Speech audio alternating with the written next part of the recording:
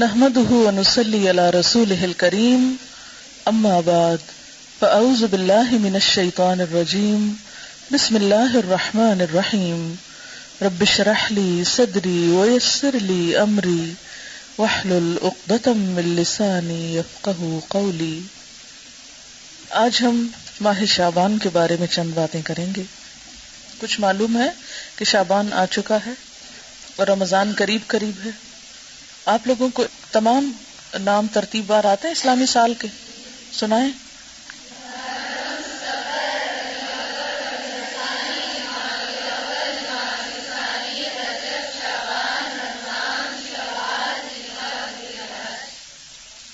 اس میں سے حرام مہینے کون کون سے ہیں؟ رجب، شعبان، رمضان اور کیونکہ آپ نے رجب سے شروع کیا ہے تو میرا خیال تھا کہ محرم، صفر، ربیع الاول کون سے ہیں پھر؟ محرم، رجب، ذوالقعدہ اور ذوالحج، ٹھیک ہے۔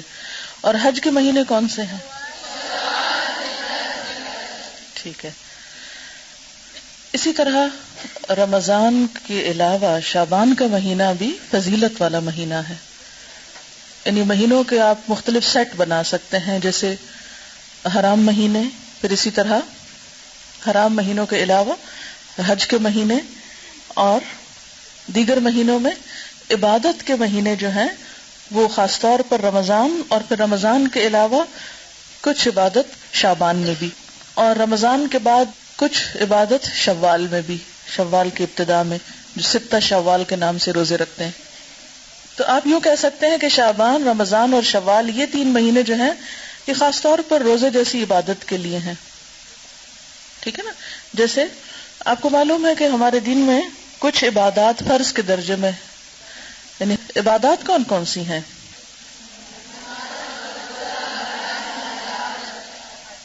ٹھیک ہے، نماز، روزہ، حج، زکوٰۃ، یہ 4 مشہور عبادات ہیں، ٹھیک ہے، جو فرض ہیں۔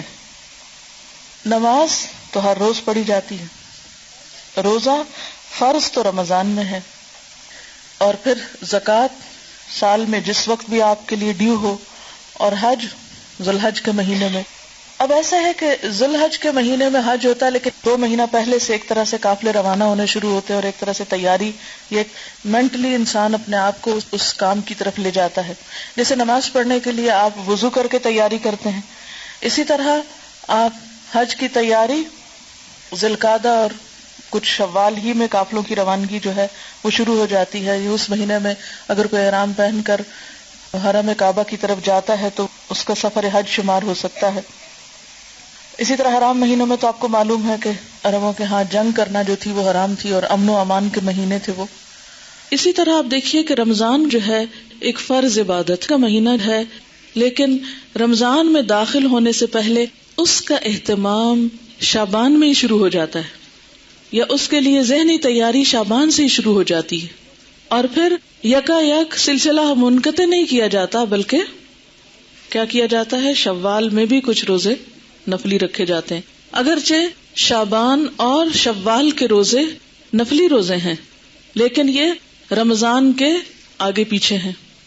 تو شعبان، رمضان اور شوال یہ خصوصی طور پر روزے جیسی فرض عبادت کی ادائیگی کے مہینے ہیں۔ اب آپ دیکھیے کہ عموماً ہم جب چھٹے ہوئے روزے ہوتے ہیں سال بھر نہیں رکھتے، اچھا ابھی رکھتے ہیں۔ حضرت عائشہ رضی اللہ تعالی عنہا کے ساتھ بھی ایسا ہی ہوتا تھا، وہ عموماً اپنے قضا روزے جو تھی وہ شعبان میں رکھتی تھی کہ اب اگلے سے پہلے پچھلا قرضہ چکا لوں۔ تو اسی طرح شعبان میں کچھ تیاری ہوتی ہے رمضان کی، پھر رمضان میں روزے رکھنے کے بعد اتنا دل لگ جاتا ہے روزوں کے ساتھ کہ رمضان ختم ہونے کا سب کو افسوس ہوتا ہے۔ پھر اس کے بعد بھی 6 روزے اور اتنی فضیلت والے دے دیے گئے کہ اگر وہ رکھ لیے جائیں تو اتنا اجر و ثواب ہے گویا آپ سال بھر روزے سے ہیں۔ تو انشاءاللہ تعالی رمضان کی فضیلت اور برکت تو آپ رمضان سے پہلے سنیں گے ہی، اور مزید اپنے آپ کو تیار کریں گے، لیکن اس عبادت کے لیے، یعنی روزے جیسی عبادت کے لیے شعبان کے مہینے میں بھی اس طرف متوجہ ہونے کی ضرورت ہے، اور تبھی آپ متوجہ ہوں گے جب آپ اس کی فضیلت اور اہمیت کو سمجھیں گے۔ اس مہینے میں نبی صلی اللہ علیہ وسلم سے جو عمل ثابت ہے وہ کیا ہے؟ روزوں کی کثرت۔ حدیث میں آتا ہے، ترمذی کی حدیث ہے، حضرت ام سلمہ رضی اللہ تعالی عنہا فرماتی ہیں، ما رأیت النبی صلی اللہ علیہ وسلم یصوم شہرین متتابعین الا شعبان و رمضان، میں نے رسول اللہ صلی اللہ علیہ وسلم کو 2 مہینے پے در پے یعنی مسلسل روزے رکھتے ہوئے نہیں دیکھا سوائے شعبان اور رمضان کے۔ یعنی اس میں آپ کیا کرتے تھے؟ کنٹینیوسلی روزہ رکھتے تھے۔ حضرت اسامہ بن زید بیان کرتے ہیں، میں نے عرض کیا، اے اللہ کے رسول صلی اللہ علیہ وسلم، میں آپ کو کسی مہینے میں سوائے رمضان کے اتنے روزے رکھتے ہوئے نہیں دیکھتا جس قدر روزے آپ شعبان میں رکھتے ہیں۔ آپ نے فرمایا کہ لوگ اس رجب اور رمضان کے درمیان والے مہینے کی فضیلت سے غافل ہیں۔ لوگ رجب اور رمضان کے بیچ والے مہینے کی فضیلت سے غافل ہیں، وہ اس مہینے کی پرواہ نہیں کرتے، قدر نہیں کرتے، حالانکہ اس مہینے میں لوگوں کے اعمال اللہ کے سامنے پیش کیے جاتے ہیں، اور میری چاہت یہ ہے کہ میرے اعمال اللہ تعالیٰ کے سامنے روزہ داری کی حالت میں پیش ہوں، یعنی جب اللہ تعالیٰ کے سامنے پیش ہوں تو میں روزے کی حالت میں ہوں۔ اس حدیث کو سن کر آپ کو کیا احساس ہوا ہے، کیا خیال آیا ہے؟ جی آپ پیچھے سے۔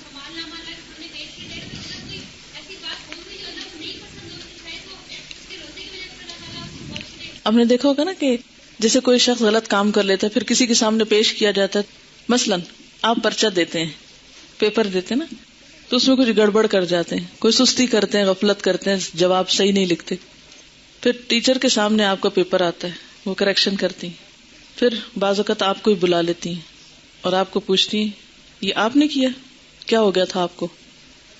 اگر آپ ایک ایسے اسٹوڈنٹ ہوتے ہیں جو ادروائز بہت اچھے ہیں تو وہ آپ کی اس اچھائی کی وجہ سے کیا کریں گی؟ اس غلطی کو اگنور کر دیں گی۔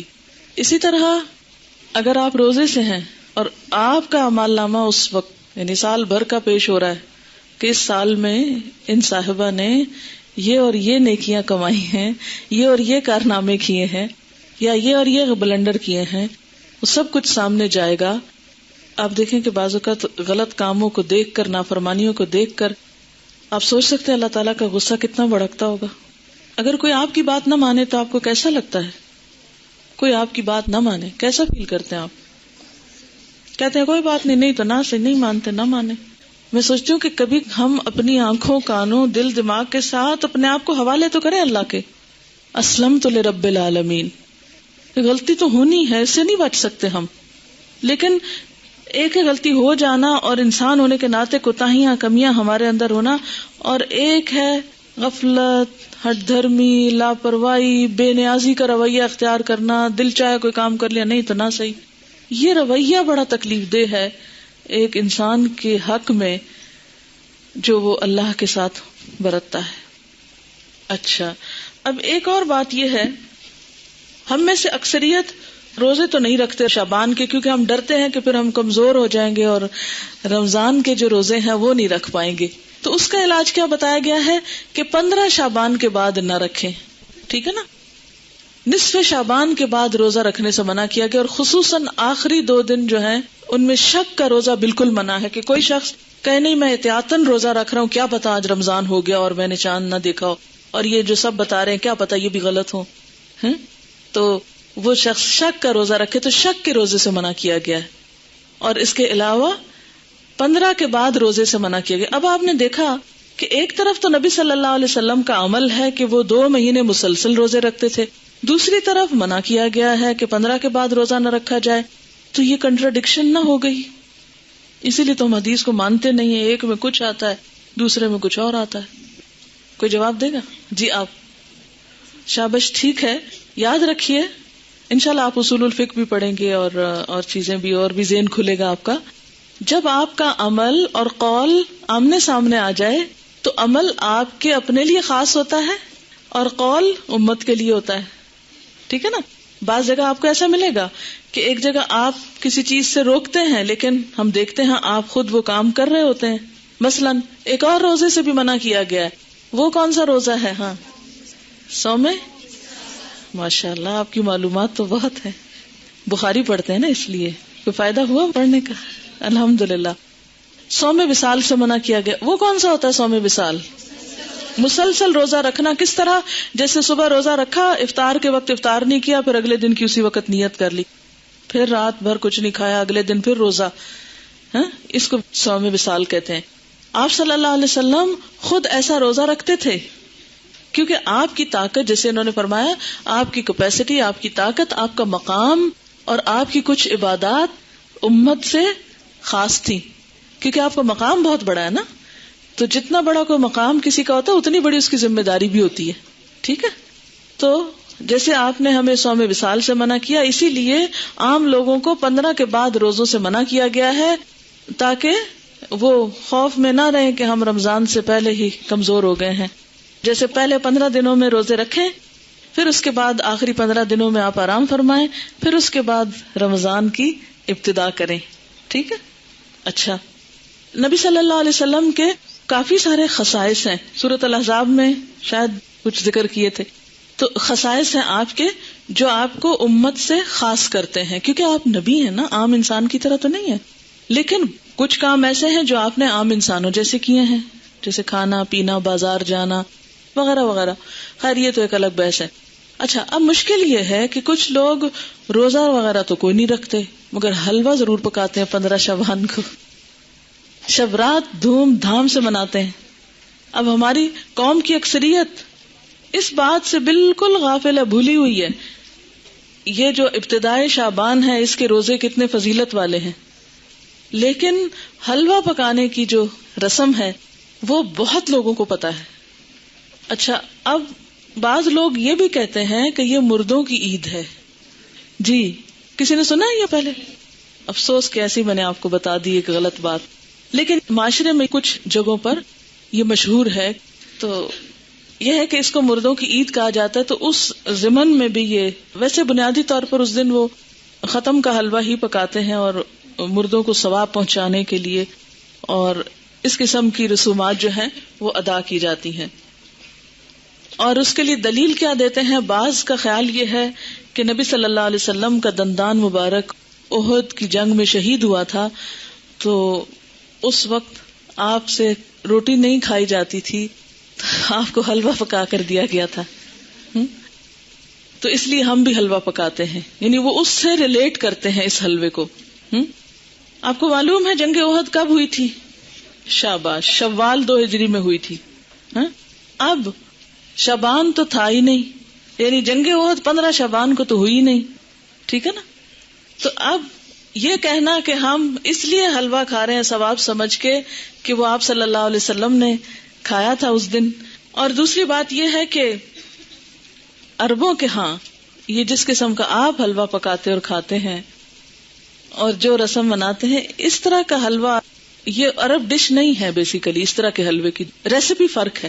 یعنی لفظ حلوہ جو ہے وہاں سویٹ کے لیے، مٹھائی کے لیے بھی استعمال ہوتا ہے اور سویٹس کے لیے بھی استعمال ہوتا ہے، اور گھر میں پکائے ہوئے حلوے کے لیے بھی ہو سکتا ہے. ٹھیک ہے. لیکن یہ جو ہم عام طور پر سوجی کا حلوہ پکاتے ہیں اور ایک خاص طرح سے رنگ وغیرہ بھی ڈال لیتے ہیں بعض اوقات اس میں، تو یہ ہمارے اپنے ذائقے ہیں اور اپنے کھانے پینے کے سلسلے، اور پوری اس کا تو آپ سوچیں بھی نہ. آپ کو معلوم ہے صحابہ کرام نے پہلی دفعہ میدے کی روٹی کب دیکھی تھی؟ نبی صلی اللہ علیہ وسلم کے زمانے میں کبھی میدے کی روٹی پکی ہی نہیں تھی، پکائی ہی نہیں گئی تھی. اور آپ خود کیا تناول فرماتے تھے؟ جو کی روٹی، ان چنے آٹے کی روٹی. آپ کس شوق میں پوریاں پکاتے ہیں پھر؟ یہ کون سی سنت ہے؟ ویسے ٹھیک ہے اپنے رواج کے لیے آپ پکائیں، مگر ایسی چیزوں کو اوائڈ ہی کریں تو بہتر ہے. تو اس لیے یہ کہنا کہ اس دن حلوہ پوری پکانا اس کی کوئی دلیل ہے یا اس کے پیچھے کوئی سنت ہے یا ثواب ہے، تو نہیں، یہ پھر ایک طرح سے بدعت ہو جاتی ہے. اچھا، بعض لوگوں کا خیال یہ ہے کہ اگر کوئی شب رات سے پہلے فوت ہو جائے اور اس کے نام پر حلوہ پوری نہ پکائی جائے تو وہ شخص اس وقت تک مردوں میں ہی نہیں شامل ہوتا. پتہ نہیں کہاں رہتا ہے وہ. پھر آپ اس کے نام پہ پکا رہے ہیں، کتنا ظلم ڈھا رہے ہیں کہ اس کو مردہ ثابت کرنے لگے ہیں یا مردوں میں شامل کرنے لگے ہیں. اسے رہنے دیں کہیں جیتوں میں پھر. جی ہاں، قبروں کی لپائی ہوتی ہے باقاعدہ. یہ پچھلے سال میں ملتان میں تھی اور میں نے خود دیکھی اور کچھ تصویر وغیرہ بھی دور سے اتاری کہ جو لوگ، یعنی مجھے یاد ہی نہیں تھا کہ آج 15 شعبان ہے. تو صبح کے وقت ہم گھر سے نکلے، اتنے لوگ قبرستان میں، اتنے لوگ. میں نے کہا خیر ہو، اتنے لوگ نعوذ باللہ کوئی اندر دفن ہو رہے ہیں یا کیا ہو رہا ہے. نہیں سچ مجھے پہلے نہیں سمجھ آئی کہ اتنا کیوں اس میں رش ہے نا. پھر تھوڑا سا ہم آگے گلی، وہ ہمارے ایک رشتے دار ہیں، ان کا گھر اس طرح ہے کہ جب ان کے گھر سے نکلتے ہیں تو گلی کے دائیں بائیں قبرستان ہے، پھر باہر مین سڑک پر آ جاتے ہیں تو پھر وہاں سے بھی نظر آتا ہے. جب ہم گلی سے نکل کے مین سڑک پہ پہنچے تو وہاں ایک سبیل لگی ہوئی تھی، تو اس سے پتا چلا کہ یہ عید کی طرح کا کوئی موقع ہے. اور پھر لوگ باقاعدہ لپائی کر رہے تھے، بچے بھی اور بڑے بھی قبریں لیپ رہے تھے اور پھر کو پھول ڈال رہے تھے اور کوئی رات کو وہ چراغاں کر رہے تھے. اب میں یہ سوچ رہی تھی کہ اگر ساری قوم سال میں ایک دن قبرستان کی صفائی کرنے لگتی ہے یا قبرستان میں جا کے لپائی اور اس پہ لگ جائے تو آپ دیکھیں کہ باقی کام کتنے رہ جائیں نا. اور پھر ہوتا کیا ہے، جب تک وارث جیتے ہیں کوئی لپائی آ کے کر دیتا ہے، جب وہ بھی چلے جاتے ہیں تو ختم ہو جاتا ہے سلسلہ. اب قبروں کو پکا کرنا یا ان کی بار بار لپائی کرنا یہ بھی کوئی سنت نہیں ہے. قبروں کو اونچا کرنا اور ان کو بہت نمایاں کرنا اور ان کی بہت اس طرح کی کیئر کرنا جو ہے، اس کا ہمارے دین میں تصور نہیں ہے. مردوں کا احترام لازم ہے، اس کے لیے اچھی گہری قبر کھودنے کے لیے کہا گیا، کھود کے پھر اس کے سائڈ پر زمین کھود کے بغلی قبر کا بھی حکم آتا ہے. وہ زیادہ بہتر ہے بنسبت اس کے کہ آپ تھوڑی سی قبر کھود کے اور پھر اوپر سے سنگ مرمر لگائیں یا کوئی اور. یہ چیزیں پھر ایکسٹرا ہیں، اس سے وقت بھی سرمایہ بھی ضائع ہوتا ہے. مردوں کو جو چیز فائدہ دیتی ہے وہ حلوہ پوری نہیں ہے، وہ آپ کی دعا ہے، جس کے لیے آپ 15 شعبان کا انتظار نہ کریں. کب کریں وہ دعا؟ ہر روز کریں، ہر روز نماز پڑھیں اور کہا کریں ربنا اغفر لی ولوالدی وللمؤمنین. اس میں سارے قبروں والے آ جاتے ہیں. وللمؤمنین یوم یقوم الحساب. صرف قبروں کے اندر والے نہیں آتے، باہر والے بھی آتے ہیں. المؤمنین، اتنی تو گرامر پڑھ لی ہے نا، ال لگ جائے اور پھر جمع کا بھی ہو ساتھ، سارے مومن آ جاتے ہیں، زندہ ہو کے، من الاحیاء والاموات سب آ جاتے ہیں. تو بنیادی طور پر اس رات میں نہ تو کوئی حلوہ پکانے کا حکم ملتا ہے اور نہ ہی دن کو قبروں کی لپائی کا حکم ملتا ہے اور نہ ہی اس قسم کی کوئی خاص اس دن کی کوئی عید ہے. اور پھر اسی طرح یہ ہے کہ بعض لوگ اپنے گھروں کی خاص صفائی کرتے ہیں اس دن. ہو سکتا ہے آپ لوگ نہ کرتے ہوں لیکن یہ رواج بھی ہے. اور ایک مخصوص جگہ پہ حلوہ چپاتی رکھتے ہیں، یعنی لپائی وغیرہ کر کے تو ایک خاص کارنر جیسے ہوتا ہے. اور بعض لوگ اس کے ساتھ موسمی پھل اور مٹھائیاں وغیرہ بھی اس جگہ یعنی ایک سجاوٹ کرتے ہیں، بوفے کی طرح بنا لیتے ہیں اس کارنر کو. اور پھر ساتھ یہ بھی کہتے ہیں کہ لبان اگر بتی بھی تھوڑی سی ساتھ جلاتے ہیں کہ یہ مردوں کی فاتحہ ہو رہی ہے. آپ دیکھیں کہ مردے کو کیا کیا چیز فائدہ دیتی ہے. جب ایک شخص فوت ہو جاتا ہے تو کیا کیا چیز کرنی چاہیے؟ جی آپ فرمائیے.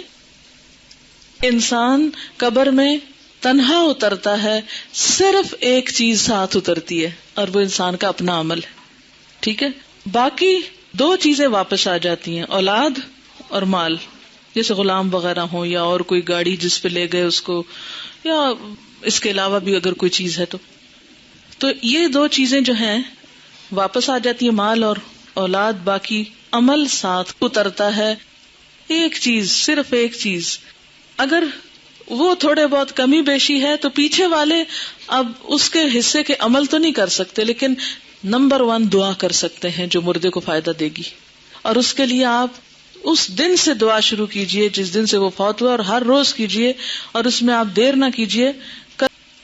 اچھا جناب، پھر اس کے بعد یہ ہے کہ بعض لوگوں نے یہ بھی بات مشہور کر رکھی ہے کہ میت کی روح 40 دن گھر آتی رہتی ہے اور مومنین کی روح جمعہ کی رات کو، شب برات کو اور عیدین کو اپنے گھروں پہ آتی ہے. یہ بات مشہور ہے کہ اس دن روحیں آتی ہیں، ایک تو جمعرات کے دن آتی ہیں اور ایک جو ہے عیدوں کو آتی ہیں اور شب رات کو آتی ہیں. حالانکہ اس کے پیچھے کوئی دلیل نہیں ہے، یہ ہمارا اپنا خیال ہے. دیکھیں وہ کس لیے آئیں گے؟ کیا کرنے آئیں گے؟ ان کا دنیا سے کوئی رشتہ، کوئی تعلق، ان کو تو کوئی انٹرسٹ ہی نہیں رہتا یہاں سے. جو نیک لوگ ہوتے ہیں وہ کہتے ہیں شکر ہے ہماری جان چھوٹی اس مصیبتوں کے گھر سے، اس قید خانے سے. اور جو برے لوگ ہوتے ہیں وہ جتنا بھی چاہیں کہ آ کے واپس کوئی اچھا عمل کر سکے تو آ نہیں سکتے. سورۃ المؤمنون میں آپ نے ایک آیت پڑھی ہوگی، وَمِن وَرَائِهِمْ بَرْزَخٌ إِلَى يَوْمِ يُبْعَثُونَ. جو روح ایک دفعہ آگے چلی گئی ان کے پیچھے برزخ حائل ہو گیا، پردہ حائل ہو گیا. کب تک؟ إِلَى يَوْمِ يُبْعَثُونَ، اس دن تک جبکہ یہ بالکل ایسے جیسے بچہ پیدا ہونے کے بعد واپس نہیں ماں کے پیٹ میں جا سکتا، ایسے ہی دنیا سے جانے کے بعد انسان دنیا میں نہیں آ سکتا. اتنا ہی محال ہے. جیسے بچے کی پیدائش میں ماں کو ایک تکلیف اٹھانی پڑتی ہے نا، تو مرتے وقت جب انسان کی روح نکلتی ہے تو خود اس کو یہی کرب سے گزرنا پڑتا ہے. تو روح بھی آپ دیکھیں کہ بہت سے وہ لوگوں کے مرتے وقت کے حالات سنے ہوں گے، پڑھے ہوں گے. ایک ڈاکٹر مودی شاید اس نے 120 لوگوں کے موت کے واقعات لکھے ہوئے ہیں. تو وہ تجربہ یہ بتاتے ہیں کہ جیسے ایک گیٹ کھلتا ہے اور اس میں ہم جا رہے ہیں، ٹریول کر رہے ہیں، آگے کو جا رہے ہیں. تو بات یہ ہے کہ جو آگے چلا جاتا ہے وَمِن وَرَائِهِمْ بَرْزَخٌ، پیچھے آڑ آ جاتی ہے، دروازہ بند کر دیا جاتا ہے. اب دنیا میں نہیں کوئی آتا، اور انہوں نے کرنے بھی کیا آنا ہے. اور کہیں سے ثابت بھی نہیں ہے قرآن سے کہ روحیں ہمارے گھروں میں واپس آ کے رہتی ہیں. ٹھیک ہے نا. اور آپ ذرا سوچیں تھوڑی دیر کے لیے کہ اگر آپ کو مرنے کے بعد آپ کے گھر میں بار بار آنے کی اجازت دی جائے تو آپ کا حال کیا ہوگا؟ بتائیے ذرا. آپ دیکھیں گے آپ کا سامان کسی کے پاس چلا گیا، آپ کی چیزیں کسی نے توڑ دی ہیں، آپ کی چیزیں کسی نے پھینک دی ہیں، خراب کر دی ہیں. تو آپ دیکھ دیکھ کے کیا کریں گے؟ ذرا سوچیں، اپنے آپ کے لیے سوچیں کہ آپ مرنے کے بعد پھر آئیں دنیا میں، اور عید کو بھی آتے ہیں، اور شبرات پہ بھی آتے ہیں، اور جمعرات کو بھی آتے ہیں، اور 40ویں پہ بھی آتے ہیں. تو پھر آ کے آپ کیا کرتے ہیں؟ کیا کریں گے؟ آ کے کتنی حسرتیں ہوں گی نا. تو کیا آپ سمجھتے کہ اللہ تعالیٰ بندوں کو اس طرح حسرتوں میں مبتلا کرتا ہے کہ واپس بھیج کے، یعنی سارے تو عید کے کپڑے پہن کے کھڑے ہوں اور ہم دور کھڑے دیکھتے رہیں ہیں کہ یہ عید منا رہے ہیں اور ان کو ہم بھول گئے، ہمیں یاد ہی نہیں کرتے اب یہ.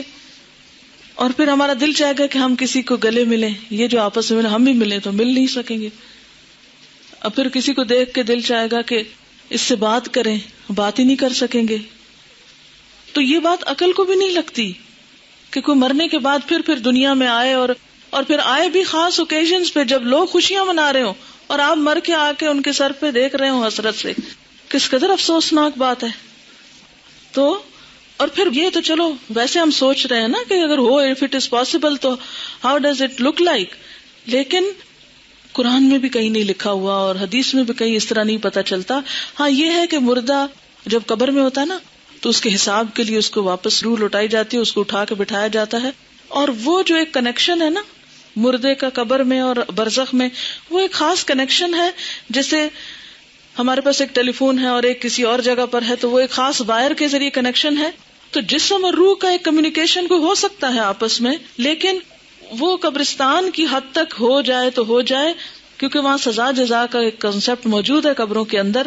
لیکن عام گھروں میں اور گھروں کے اندر آ کر، اور پھر یہ کہ کچھ روحیں بھٹکتی ہیں اور کچھ روحیں دوسروں کے اوپر مسلط ہو جاتی ہیں، اور یہ سب جنات ہوتے ہیں جن کو انسانی روحیں سمجھ کر وہ کیا جاتا ہے. اور بعض اوقات شیاطین دھوکہ دیتے ہیں انسانوں کو، کیونکہ بعض لوگ کہتے ہیں نا مجھے بالکل ابھی خوشبو آئی تھی اور مجھے ایسے لگا جیسے مجھے کسی نے آواز دی ہے، اور مجھے بالکل وہ تو میرے بھائی جیسا ہی تھا، کوئی مجھے ہیولا نظر آیا گھر میں، اور یہاں خانہ کعبہ میں نظر آیا فلاں وہ تو فوت ہو چکا. یہ سب اگر آپ نے سائیکالوجی پڑھی بھی ہو تو اس میں آپ نے پڑھا ہوگا، التباس کے بارے میں پڑھا ہوگا، ہیلوسینیشن وغیرہ کے بارے میں.